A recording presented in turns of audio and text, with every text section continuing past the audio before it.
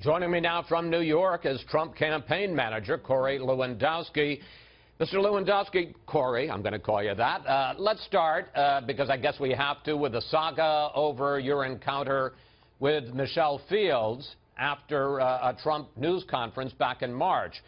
Here's what she said. Someone had grabbed me tightly by the arm and yanked me down. I almost fell to the ground, but was able to maintain my balance. Here's what you tweeted to Fields. You are totally delusional. I never touched you. And here's the video from that night, which shows you clearly did grab her, but not as violently as she said. Do you now acknowledge that you did touch Miss Fields and that she is not delusional? Well, no. What I acknowledge is the sum total of my relationship with Miss Fields was caught on that videotape.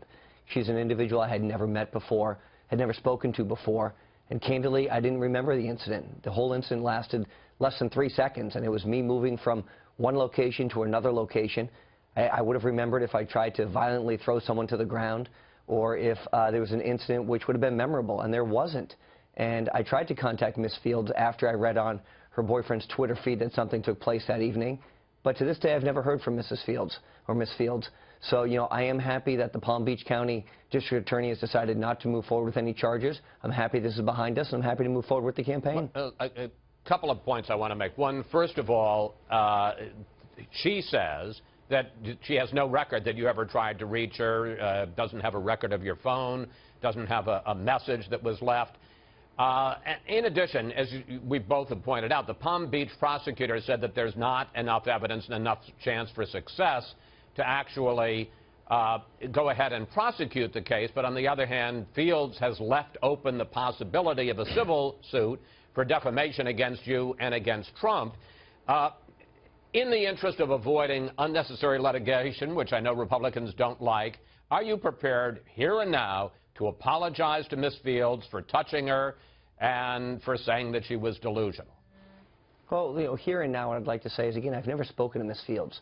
And so, you know, I turned over my phone record to the Palm Beach County District Attorney's office. It clearly shows I called her phone number that evening when I got back and read about this on the Twitter feed. I'd be happy to have a conversation with her. But to apologize to someone I've never spoken to and candidly don't ever remember having any interaction with, I think is something that is a little unrealistic right now. But I have said and be happy to say again, this is a person I've never spoken to, but I'd be happy to have that conversation if we can put this thing behind us. Okay. Let's turn to something almost as important, and that is the election of the next president of the United States.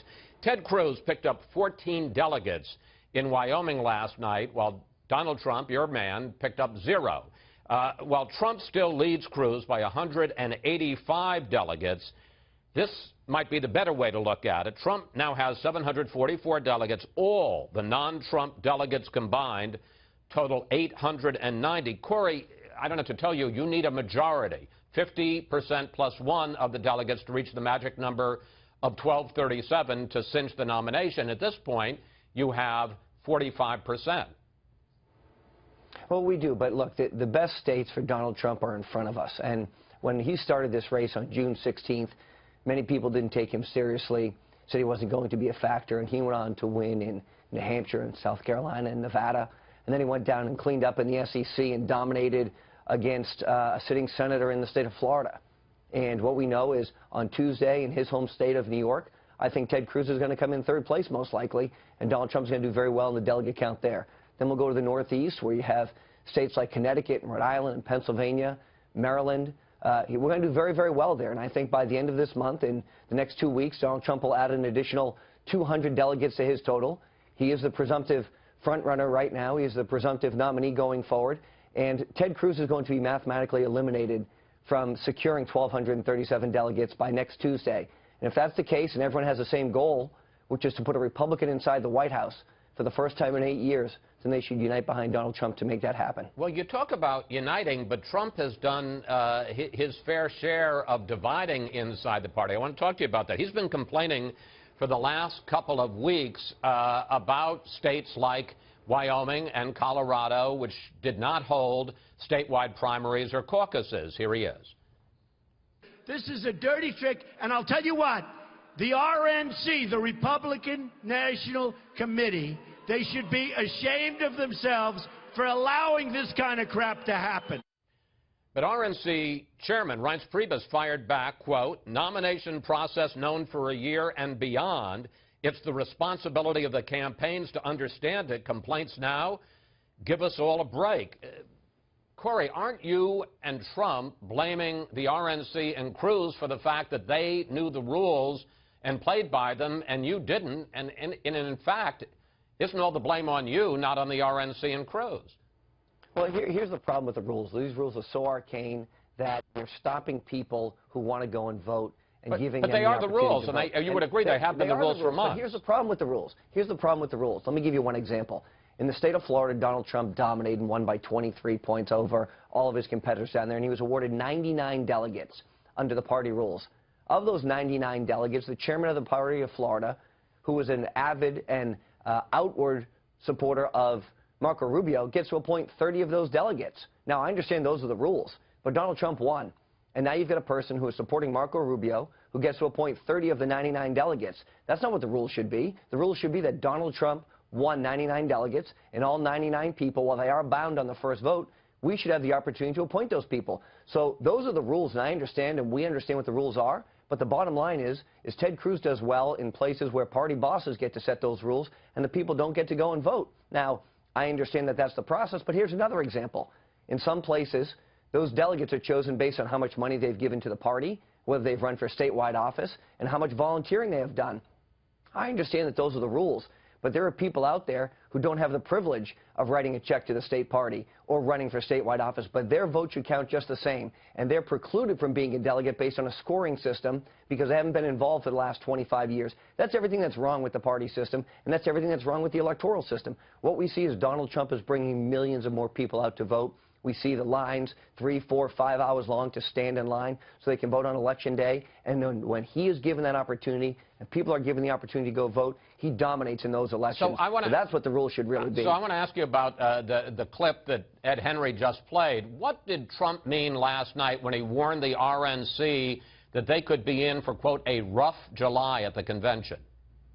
Well, I think what he's saying is he's going to be the Republican nominee, and anything that they're going to try and do, potentially try and do to stop him from being that, is going to be detrimental. There is one person in this race that still is running that is not mathematically eliminated from getting 1,237 delegates, and that's Donald Trump. And the RNC should respect that, bring the people around him, because the explicit goal of the RNC, and ours is the same, is putting a Republican in the White House for the first time in 8 years. But when you say a rough... the only person that can do that is Donald Trump. But when you say rough July, and Trump says that, and when he talked about riots, I mean, is that what we're discussing, is the possibility of violence in Cleveland if he doesn't get the nomination? No, what we're talking about is a fractured party. What we're talking about is millions of people who've turned out to support Donald Trump, and now they're saying potentially they're going to try and take this away from Donald Trump at a convention. That's not what we're about. We're supposed to be bringing the party together. We're supposed to be growing the party. We're supposed to be expanding the map. As you look at the electoral map, I challenge you and anybody else to tell me a state that Mitt Romney lost, that Ted Cruz can win. He can't do that. Donald Trump is the only person that's going to be able to expand the map and beat the Democrats come November. And if the party wants a winner, then they need to support Donald Trump. All right. A couple of quick questions in the time we have left. One, are you going to sweep all 95 delegates in New York on Tuesday? Well, I think that's a tall task. And if you look at what Ted Cruz did when he was running in the state of Texas, he took about 48% of the delegates there at the time. He took 48% of the vote there. I think we're going to do much better than that. But, you know, I don't want to guarantee 100%. I think we're going to do very, very well in New York, though. Finally, you talk about fractures in the party. There are some fractures in the Trump campaign. He has, your boss, has in effect set up a parallel campaign structure here in D.C. with Paul Manafort, a longtime Republican operative. While officially he's in charge of delegate hunting, I got to tell you, a lot of people close to the campaign say that below Trump, and clearly Trump is the head guy, that below Trump, he's running the show, not you. What's the story there? Let me say this. I'm grateful that Paul is on board. He has a proven track record of getting delegates. We're bringing in a larger team, and that's part of the natural maturation of a campaign. We had a great senior staff meeting yesterday. We brought on Rick Wiley, who I've been speaking to for 3 or 4 or 5 weeks before he finally came on board. We're going to continue to grow our team. We're going to continue to do outreach.